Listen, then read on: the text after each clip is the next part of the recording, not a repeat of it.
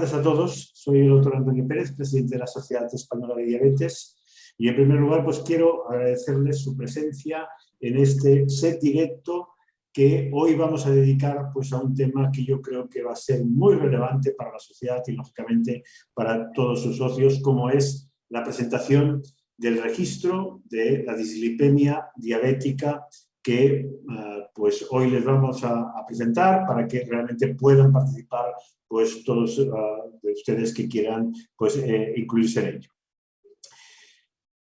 Es un registro que vamos a compartir, y esto tiene de especial, con la Sociedad Española de Arteriosclerosis, que ya tenían este registro y que, por tanto, consideramos en su momento que no era realmente pertinente el hacer otro registro cuando ya existía uno, y que sí lo importante era pues, unirnos a él, porque, lógicamente, lo que importa es tener muchos datos y que realmente después estos se puedan explotar. Quiero dar las gracias pues, a la Sociedad Española de Arteriosclerosis por realmente pues, tener la generosidad de querer compartir pues, con la Sociedad Española de Diabetes pues, este registro, y, por supuesto, pues, a las personas que lo han hecho posible y que por la tramitación del mismo, que seguro que me dejo personas, pero que yo creo que Juan Pedro Botet y José Antonio Jimeno han sido las personas que lo han hecho posible conjuntamente con las personas responsables del registro, y en especial pues, el doctor Cibeira. También quiero dar las gracias pues, a Marín, porque nos permite hoy pues, patrocinar y que podamos llevar a cabo este webinar, y porque espero que también lleguemos a un acuerdo pues, todos que colabore pues, en el seguimiento de lo que sería el registro de este registro. Sin más, pues yo simplemente quiero pues, pasarles ya a presentarles pues, las personas que van a hacer la presentación de cómo se tiene que hacer, qué consiste y cómo se podrán incluir los pacientes en este registro. Y para ello, pues bueno, contamos con, ya que he nombrado, Juan Pedro Botet, que es en este momento el coordinador del grupo de cardiovascular de la Sociedad Española de Diabetes. El doctor José Antonio Jimeno, que es miembro del grupo y la persona que se va a estar más directamente responsabilizándose del funcionamiento de este. Y la doctora Ana Mañas, que también pues, colabora en esto y que les presentará después el cómo poder realmente de forma práctica pues, incluir los pacientes. Les recuerdo que obviamente seguro que les surgirán preguntas, que podrán hacernos estas preguntas a través de la plataforma, y que pues una vez tengamos las presentaciones ya finalizadas, yo les pasaré a cada uno de los ponentes que vamos a tener esta tarde. Sin más, pues ya doy paso pues, a Juan Pedro Botet. Juan, cuando quieras. Pues muy buenas tardes a todos, bienvenidos, gracias Tony por la posibilidad de presentar este webinar. Decirles que para nosotros es un día, yo les diría que muy importante, porque cuando adquirimos la responsabilidad de coordinar el grupo de trabajo de enfermedad cardiovascular de la Sociedad Española de Diabetes, pues uno de los retos que nos pusimos era cómo podíamos de alguna forma involucrar a este grupo y a la sociedad en lo que sería investigación de la enfermedad cardiovascular. Como ustedes comprenderán, el tema de los investigadores de por sí ya tienen sus líneas de investigación, y por lo tanto es difícil desde un grupo de trabajo poner en marcha proyectos de investigación. Y es por esto que en este sentido pensamos que los que ya tienen sus proyectos de investigación y que lideran sus investigaciones van a seguir funcionando, pero que el grupo de trabajo tenía que proporcionar algo más. Algo más es ni más ni menos que la puesta en marcha de un registro. ¿Por qué un registro? Pues consideramos que los registros son necesarios y además son útiles. Proporcionan la información de la situación real sin el riesgo de la selección de pacientes de los estudios de intervención o de los ensayos clínicos. Nos ayudan a determinar las necesidades de recursos, señalan la utilización correcta e incorrecta de los mismos y asimismo los resultados terapéuticos. Esta información, como ustedes entenderán, es útil, quizás incluso les diría que imprescindible, para establecer una organización sanitaria adecuada, mejorar la asistencia médica y valorar el impacto de nuevos métodos de tratamiento. Y es de gran interés, no solo para los médicos y los pacientes, sino también para las autoridades sanitarias, la industria farmacéutica e incluso en ocasiones las compañías de seguros. Los registros clínicos promocionados por las sociedades científicas, como es el caso, surgen de la necesidad de optimizar nuestra actividad asistencial y determinar los aspectos susceptibles de mejora relacionados fundamentalmente con los diferentes procedimientos diagnósticos y terapéuticos utilizados en la práctica clínica habitual. Finalmente, creo que hemos de poner de relieve, o me cabe recordar, que la supervivencia de un registro de enfermedades depende de la tenacidad de los investigadores que lo han promovido y de que su utilidad se haga manifiesta a través de las correspondientes publicaciones científicas. Afortunadamente, el equipo coordinador actual tiene estas y otras características que aseguran la estabilidad y la continuidad del Registro Nacional de Dislipemia Diabética. Les tengo que decir que es para mí un placer haber trabajado y de alguna forma que el responsable de este registro haya sido el doctor José Antonio Gimeno, por muchos motivos, ya no solo motivos personales y motivos científicos, sino que ha facilitado la comunicación entre lo que es la SEP y el grupo de trabajo de enfermedad cardiovascular con lo que sería el responsable del registro de dislipemias de la SEA, que es el profesor Fernando Cibeira, que también está en Zaragoza. Por lo tanto, ellos se conocen, la comunicación ha sido fácil, los convenios entre las diferentes sociedades se han visto claramente facilitados por estas dos personas y solo me queda decirles que, a título personal, que hemos escogido el tema de la dislipemia diabética y aprovechar el Registro Nacional de la Sociedad Española de Dislipemia, porque este registro es un registro que está vivo, pero está fundamentalmente dirigido, como veremos más adelante, a lo que sería el estudio de la hipercolesterolemia familiar. Se creó en el año 2012-2013, participan las unidades de lípidos acreditadas por la SEA, que en estos momentos están alrededor de las 72 unidades. La Sociedad Española de Aterosclerosis es la depositaria de los datos, la que se encarga del mantenimiento y de la financiación, y de ahí la importancia del convenio de colaboración entre ambas sociedades. Los objetivos del registro son globales, desde el punto de vista de conocer la situación de las dislipemias en España, realizar estudios clínicos, mejorar, como les decía, el diagnóstico y tratamiento de las dislipemias, y dentro de los objetivos ya estaba la colaboración con otras sociedades científicas nacionales e internacionales. Aquí tienen el panel de subestudios dentro del Registro Nacional de Dislipemias, que, como les decía, el que es de los más activos y a nivel de la Sociedad Española de Esclerosis es el de la hipercolesterolemia familiar homocigota y heterocigota. Pero fíjense que en el punto 6 hay un registro que es el de la dislipemia diabética. Este registro de dislipemia diabética estaba, les diría yo, que un poquito parado, me parece que tiene en estos 400 casos registrados y necesitaba refrescarlo, reactivarlo desde el punto de vista científico, y esto de alguna forma es lo que ha hecho el doctor José Antonio Gimeno.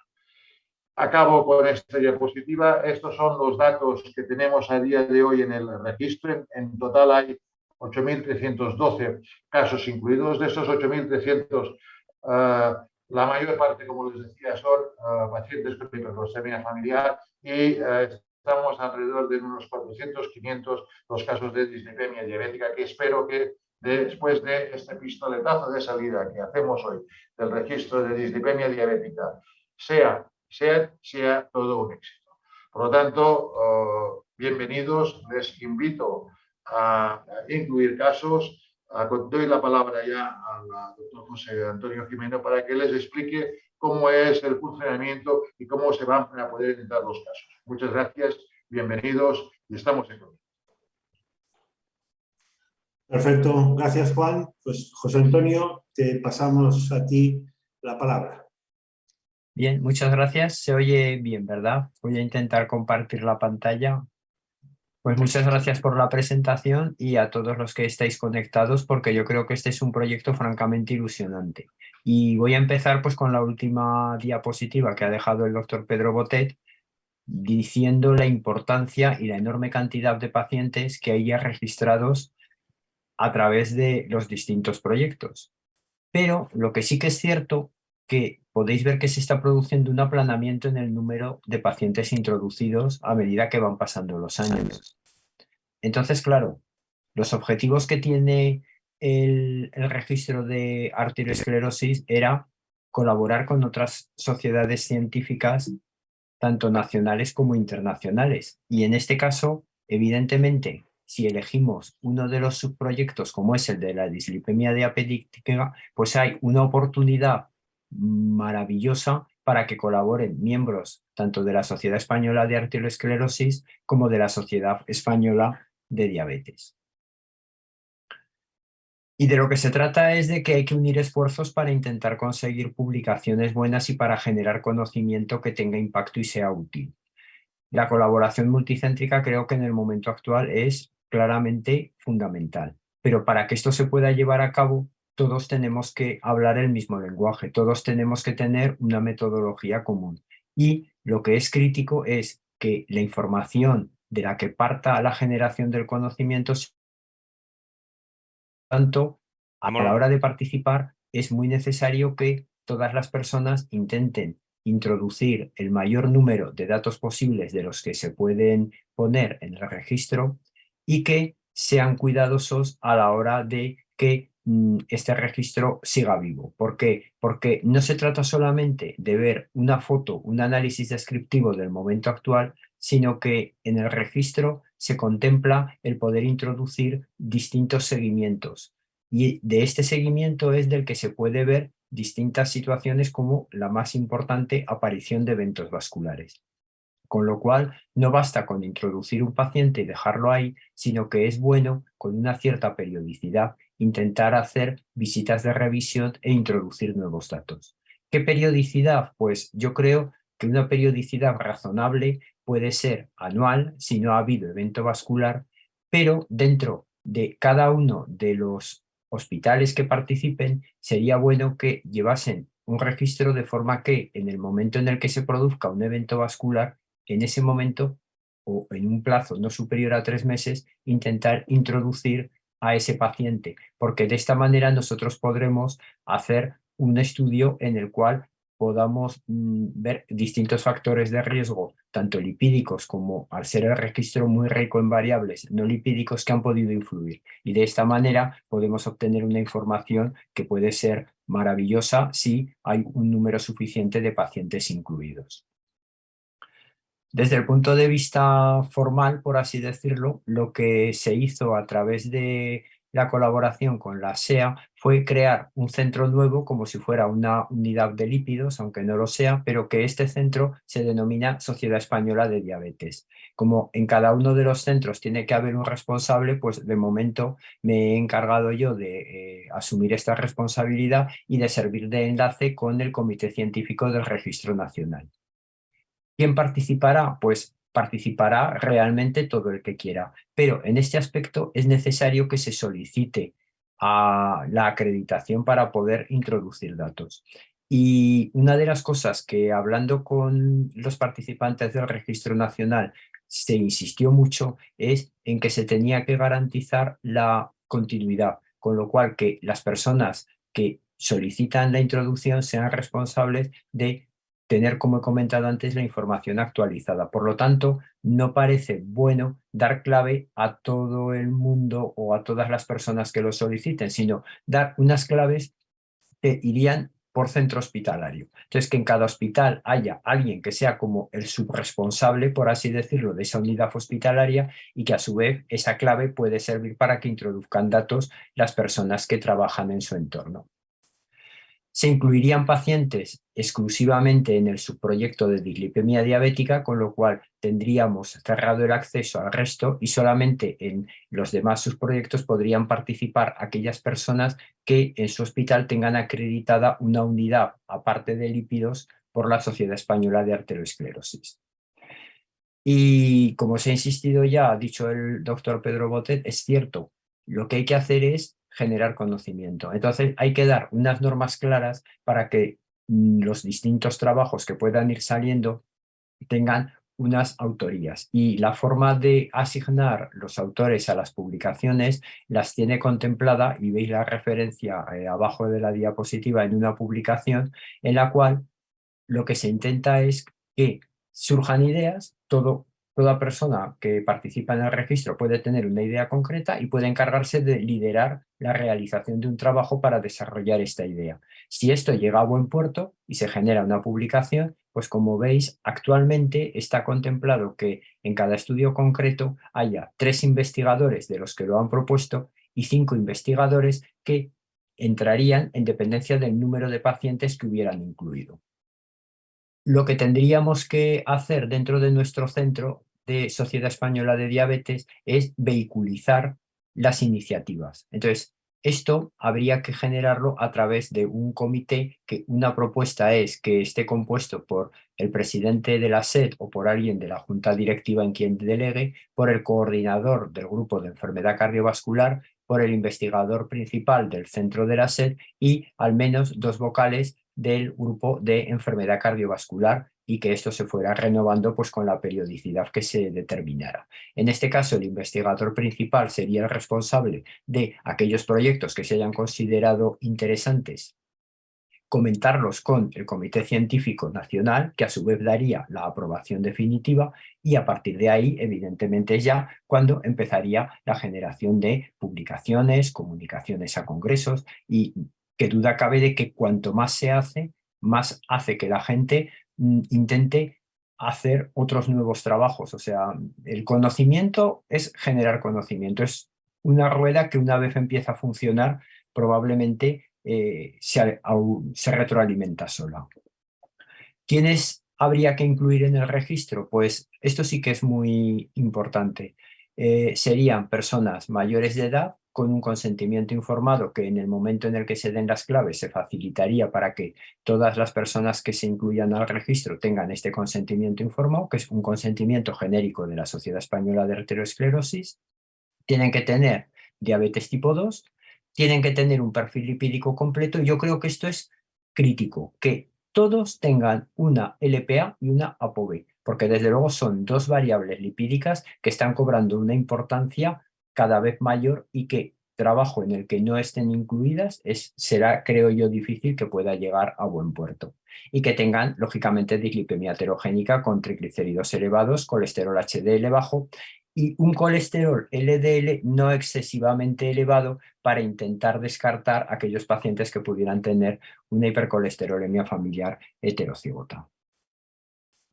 Y a partir de aquí, ahora va a comentar la doctora Mañas, que está en mi hospital y que va a ser la que junto conmigo va a llevar un poco toda la coordinación y toda la infraestructura para intentar dar el distinto acceso a todos los hospitales que estén interesados en participar en el proyecto. Y por mi parte, nada más. Gracias, José Antonio.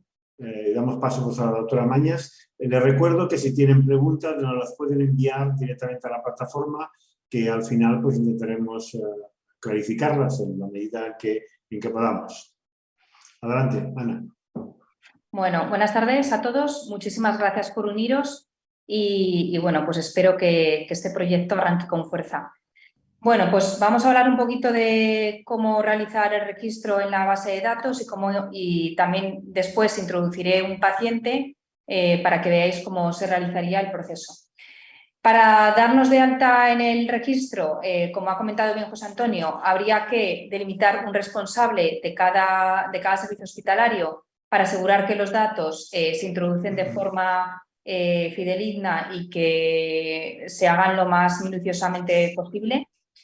Las claves para acceder a la base de datos se deberán solicitar en este correo que señalamos aquí, que es un correo asociado a nuestro servicio en el que desde allí coordinaremos la gestión de las contraseñas. Los datos necesarios únicamente son nombre, apellidos, DNI y el correo electrónico, y una vez que confirmemos el alta en el registro se podrán introducir los pacientes. Tenemos una bonificación por introducir pacientes. La SED abonará a los participantes en el registro 10 euros por paciente nuevo, 5 euros por revisión. Y como ya sabéis, tenemos que disponer de una hoja de consentimiento informado que una vez que se haga el alta en el registro, pues procederemos a remitirla al correo electrónico facilitado. Os haremos llegar, esta sería la dirección en la que tenemos que introducir en nuestro navegador para acceder a la base de datos. Y aquí veis, ahora lo veremos, ahora introduciré con mis contraseñas, como usuario y contraseña, la base de datos, cómo la veríamos, pero bueno, esta sería la pantalla general que vamos a ver, la base de datos de registro de la SEA, en el que podemos ver pues, los diferentes apartados y que ahora exploraré. Y esto veremos un poquito, veremos las diferentes pantallas que vamos a ver en cada vez que introduzcamos un paciente nuevo. Y como podéis ver, la SED tiene varios estudios. El único en el que tendremos acceso será el de dislipemia heterogénica en diabetes. Bueno, he introducido un paciente que vi el otro día en la consulta a modo de caso práctico en la base de datos.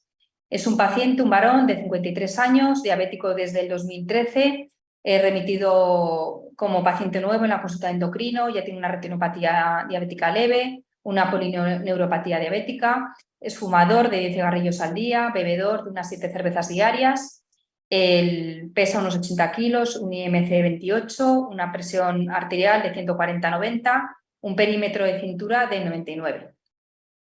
Esto es el listado de medicamentos en el que está actualmente, tal y como aparece en nuestra historia clínica electrónica. No estaba con estatina, estaba con fenofibrato en este caso, y como tratamiento para la diabetes pues ya lleva un bolo basal y está con el inhibidor de PP4, metformina e inhibidor de SGLT2. Y esos son los análisis con los que vino a la consulta. Pues bueno, ahora voy a hacer una introducción, voy a compartiros tal y como aparecería la base de datos cuando metemos nuestro usuario y nuestra contraseña. Esto es la pantalla que he compartido anteriormente que veríamos al introducir nuestras claves. A la hora de introducir un paciente nos tendríamos que señalar a la hora de la barra izquierda de nuestra pantalla nuevo sujeto de estudio. Entonces, como veis, ya aparece un código y en el que ya se genera automáticamente para este tipo de paciente. Es muy importante, vemos que tenemos que señalar el subestudio de dislipemia heterogénica en diabetes, y como veis aquí, ya con un asterisco en las diferentes pestañas vais a ver señaladas las variables que son obligatorias de introducir si queremos que el paciente se guarde en la base de datos. Pero luego señalaré otras variables que, aunque no aparezcan en asterisco, es importante introducirlas, como ya ha comentado el doctor Jimeno, ya que son importantes datos que sería interesante registrar para obtener datos suficientes. Bueno, vamos a introducir el 15 de diciembre, la fecha de la primera visita. Y como veis, pues bueno, aparecen varias pestañas. La primera de ellas es datos sociodemográficos, en la que tenemos que señalar, pues en este caso es varón. La fecha de nacimiento 1956, España, bueno, la nacionalidad importante ponerla. Y antecedentes familiares, tener en cuenta que esto es una base de datos común para los diferentes subestudios y aparecen muchas variables que a lo mejor no pueden ser importantes para este subestudio de dislipemia heterogénica en diabetes, pero que algunas sí que serían importantes, pero hay otras variables que como veréis habrá muchas, pero que no serán importantes para este subestudio.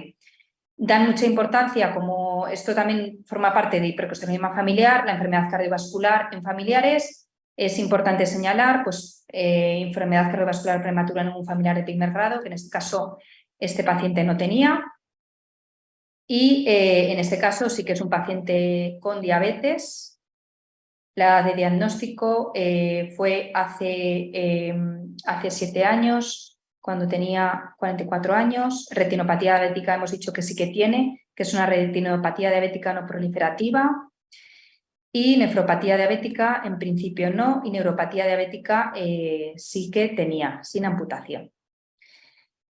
Pancreatitis que sepamos no. Y ahora pasaríamos a la siguiente pestaña, que sería la de los hábitos. Ya habéis visto que el paciente fumaba, sí que bebía alcohol a diario y, como veis, una de las variables obligatorias sería la de tabaquismo. Como ya he comentado anteriormente, obligatoria si queremos que el paciente se guarde y quede registrado en la base de datos. Es fumador y podemos registrar pues, el consumo que suele hacer por día. En este caso también consume alcohol. Hemos dicho que son pues 7 cervezas diarias, que serían pues, unas 49 a la semana. Si queremos registrar, también nos plantea la posibilidad de registrar otras variables, como la realización del ejercicio físico o la dieta, según la encuesta Predimed, si lo queremos añadir. Si no, no es obligatorio. Y en datos antropométricos teníamos que tenía una talla de unos 66 centímetros, 80 kilos. El IMC lo calcula automáticamente, perímetro de cintura 99 y la presión arterial 140/90.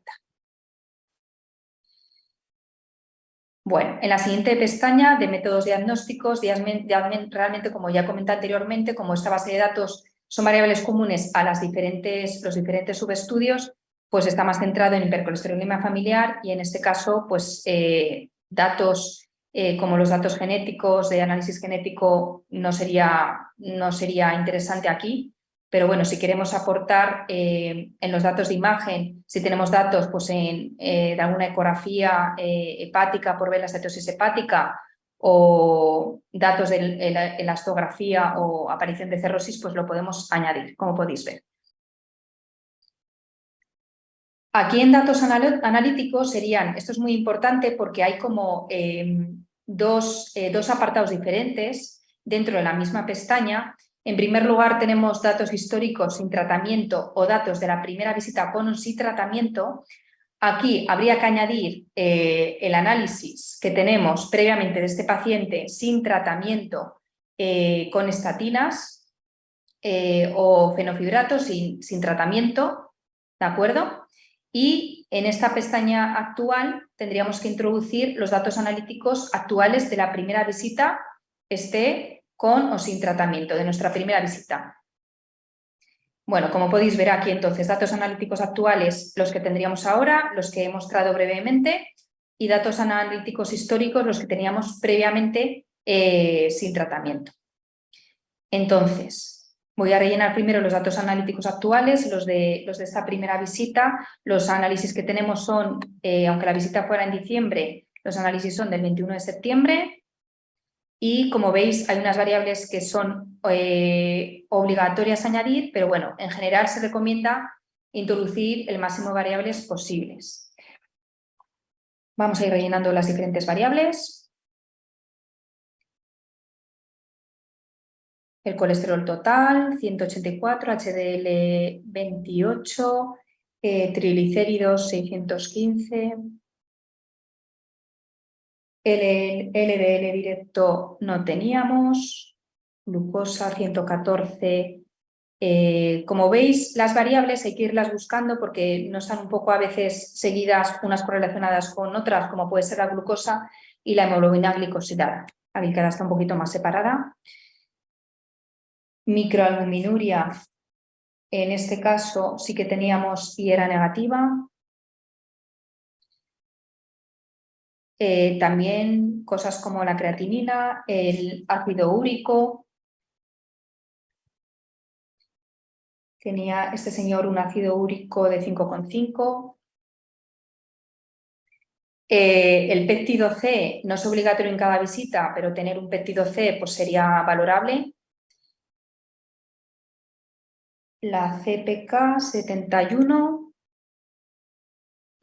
tanto como ha comentado el doctor Jimeno, la ApoB sería recomendable en cada visita y la LPA por lo menos tener una determinación suficiente, ¿vale? Pero la ApoB sí tenerla en cada visita. Y luego, importante las transaminasas, sobre todo la ST y la ALT, por si queremos calcular el FIB4, el índice de fibrosis hepática.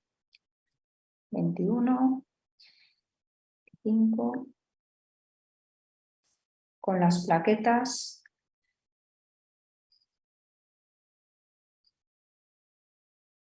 También teníamos un valor de TSH de 3,1, ferritina de 10 y fosfatasa alcalina de 67 y la gamma GT de 31.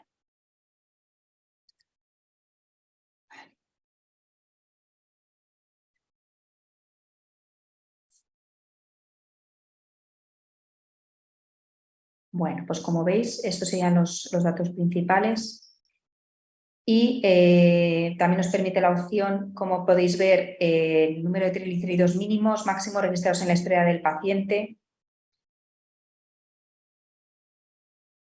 Y bueno, y nos quedaría por ver los datos históricos sin tratamiento. Este paciente llevaba unos 7 años en tratamiento con el fibrato. Análisis que teníamos previos sin el fibrato son de 2015, del 6 de octubre.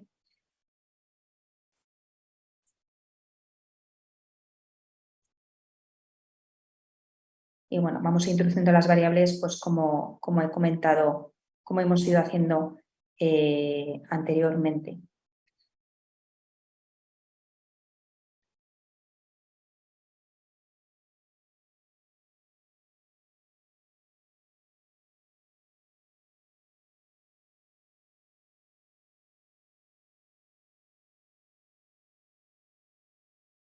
De acuerdo, estas serían las primeras variables. LPA no tenemos, pero bueno, sería recomendable, como he comentado, tener una determinación al menos. Es muy importante, pues bueno, en el primer apartado ya especifica si está en tratamiento en el momento del análisis, que en este caso era un no, remarcarlo. Y ya pasaríamos, una vez que hemos registrado pues, hábitos, antecedentes familiares, los datos analíticos, históricos y los de la visita primera, los tratamientos en los que está actualmente. En este caso sí que está en tratamiento con otro fármaco que sería el fenofibrato, dosis de 145, bueno, se va guardando como podéis ver, miligramos por día. Con estatinas no está, con ezetimibe no está. Tratamiento dietético en principio no lleva. No ha participado en un ensayo clínico. Y bueno, dentro de otros tratamientos farmacológicos actuales, sí que nos permite la opción de introducir los fármacos para la diabetes que lleva en el momento actual. Está en tratamiento con insulina y bueno, en este caso, de forma genérica podemos introducir sirnabasal, mezclas, bolo-basal, podríamos introducir incluso las dosis por kilo. Lleva otros antibióticos orales como son metformina, inhibidores de PP4 y los glucosúricos. Y no lleva antiagregantes, no anticoagulantes ni hormona tiroidea, ¿vale? Y si está con otras medidas de tratamiento, pues otras medidas de tratamiento como instrucción sobre la dieta, sobre el ejercicio físico o el abandono del tabaco, pues se podría incluir, ¿de acuerdo? Tenemos otra pestaña que son con la aparición de intolerancias, pues si queremos introducir intolerancia respecto a las estatinas. y una pantalla final que es de diagnóstico, que ya como os he comentado, como esto pertenece a diferentes bases de datos, pues bueno, nos aparece en el desplegable todas las opciones posibles, pero que realmente nos tendríamos que ir, en este caso, nos tendríamos que ir a la última opción, que sería secundaria. Bueno.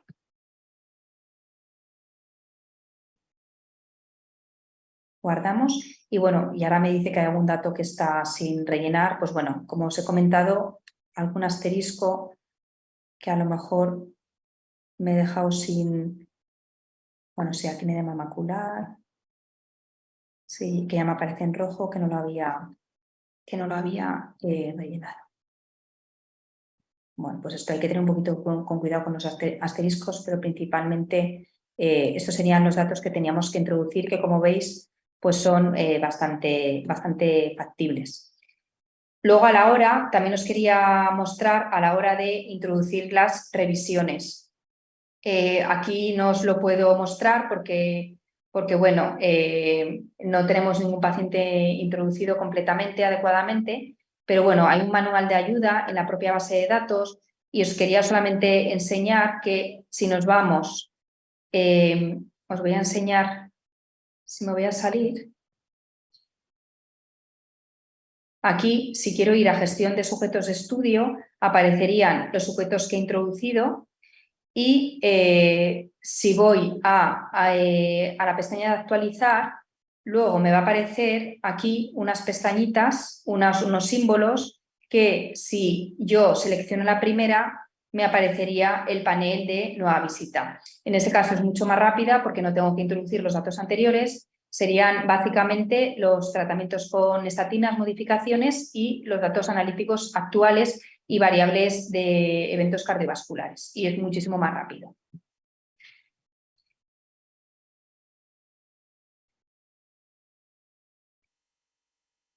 Bueno, y con esto ya tendríamos pues, los pacientes incluidos en la base de datos. Perfecto, muchas gracias, Ana. Y vamos a ver si tenemos, que yo hasta ahora no tenemos ninguna pregunta, o sea que yo creo que lo habéis hecho, que queda muy claro. Pero bueno, yo creo quizás a ver si alguno de los que tenemos oyentes nos hace algún comentario, pero quizás a lo mejor algún aspecto que podríamos intentar aclarar. José Antonio, ¿ponías el límite de LDL de 190 y 160 con estatinas, ¿no? Lógicamente decías el hecho de intentar después excluir aquí los pacientes con hipercolesterolemia familiar. Seguro que aquí se nos van a colar otras pacientes, pero bueno, esto siempre hay la posibilidad después de hacer puntos de corte si queremos pues, ser mucho más estrictos, ¿no? Me imagino que esto habrá siempre la posibilidad, ¿no? Que si yo quiero ser muy estricto y evitarme todos aquellos pacientes que pueda haber otra causa, en poderlo después, con los datos del registro, pues hacer limitaciones. Si quiero poner por lo debajo de 130, pues poner lo debajo de 130 o de 160, ¿no? Sí, lo que pasa que, bueno, como siempre tenemos que poner un registro de dislipemia secundaria, pues intentar a lo mejor quitarla más frecuente que pueda ser una hipercolesterolemia heterocigota. Y el 190 parece que es como el marcador o el factor más, un umbral muy claro como ya para que entre dentro de la posibilidad de sospecha. Evidentemente luego dentro de la base de datos cuanto mayor sea, más puntos de cortes distintos vas a poder utilizar y más vas a poder estratificar y evaluar eventos o otros factores según la estratificación que hayas hecho. Pero sí que es cierto que cuanto más fidedigno sea toda la información recogida, una eventual publicación tendrá mucha mayor posibilidad de poder salir adelante. Porque si pones 1000 pacientes, pero cada variable solo la tienen 200 o 300 y encima no son las mismas variables todas, pues eso resta muchísima validez al estudio. ¿Y qué hacer con aquellos pacientes en los que no tenemos datos sin tratamiento farmacológico? Bueno, en la primera sí que es cierto que esto estaba puesto ya en el registro y sí que de entrada puede generar un poco de confusión. Entonces, yo creo que eso muchas veces es difícil.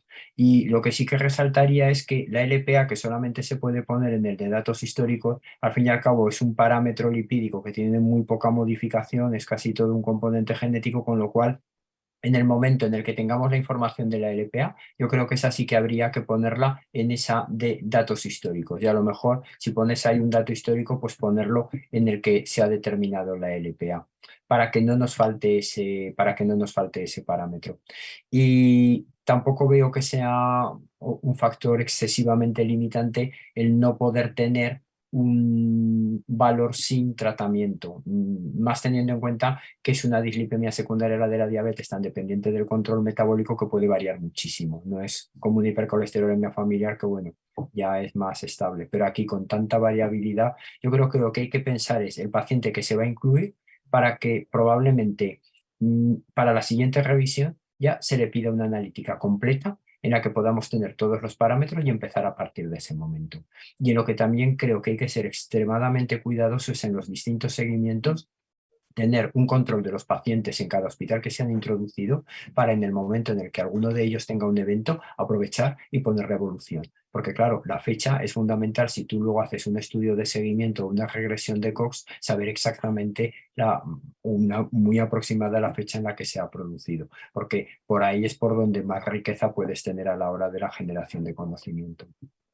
Pero probablemente, y aquí pues Ana y Juan, que vuestra opinión también, lógicamente, pues al respecto. ¿Sería aconsejable intentar o preferentemente incluir a aquellos pacientes en los que tengamos datos sin tratamiento farmacológico? ¿A quién le preguntas? A cualquiera de vosotros. Tú mismo y después que opinen Bueno, pues Ana y Juan. yo creo que eso no tiene que ser un factor limitante, porque nosotros, y más en una consulta de endocrino en la que estás viendo a pacientes probablemente con un seguimiento muy largo, pues entonces sí que puede ser muy difícil. Y lo que ocurre que a lo mejor el sin tratamiento es en un momento en el que la diabetes tenía un tiempo de evolución muy corto y tenía un control metabólico bueno, con lo cual van a variar mucho los triglicéridos y HDL.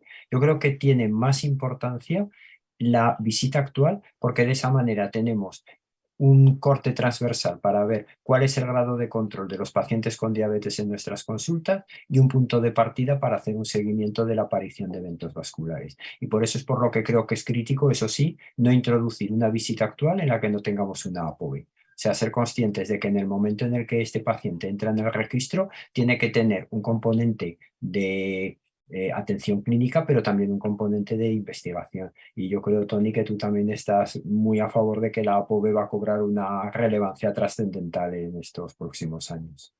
Debería haberlo hecho ya hace unos cuantos años, pero bueno, ahí estamos. Sí, Juan, totalmente de acuerdo ¿qué opinas tú al contrario?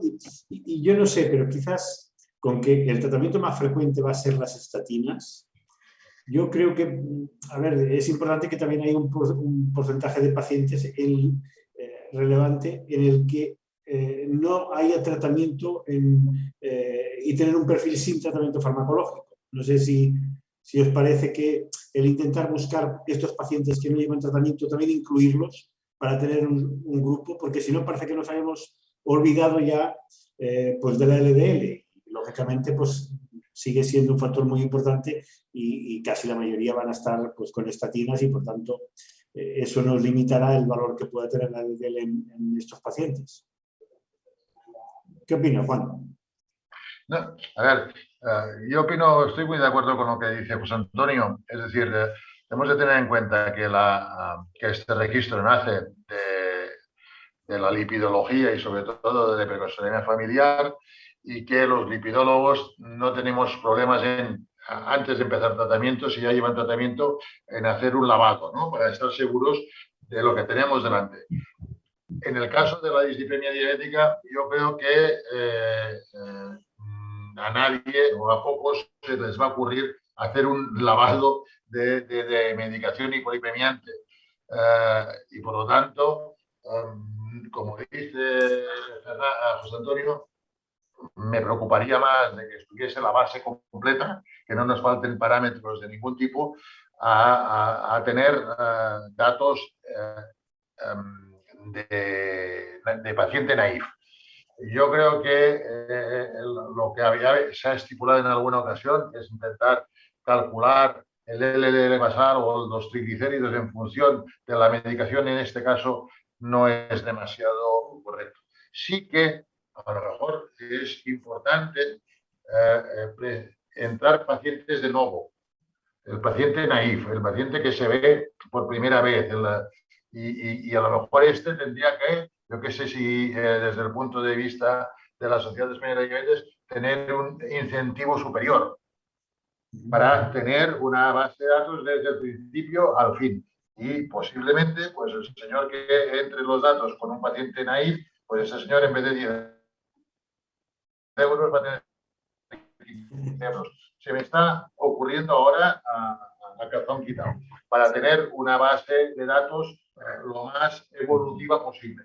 Pero no se me ocurriría a ningún paciente que no tengamos los datos basales quitarle medicación. No me refería a esto, simplemente esto que decías tú, el intentar favorecer que aquellos pacientes con dislipidemia diabética que no estén con tratamiento, pues que sean preferentes, por así decirlo, de incluirlos, sí. O poner más atención, que si tengo que elegir en uno tratado o uno no tratado, pues el preferenciar esto, porque yo creo que el tener un volumen importante de pacientes sin tratamiento siempre te ayuda después a caracterizar mejor y tener, pues al menos un subgrupo. Ana, ¿cuántos tiempo dirías que llevaría el incluir un paciente de nuevo?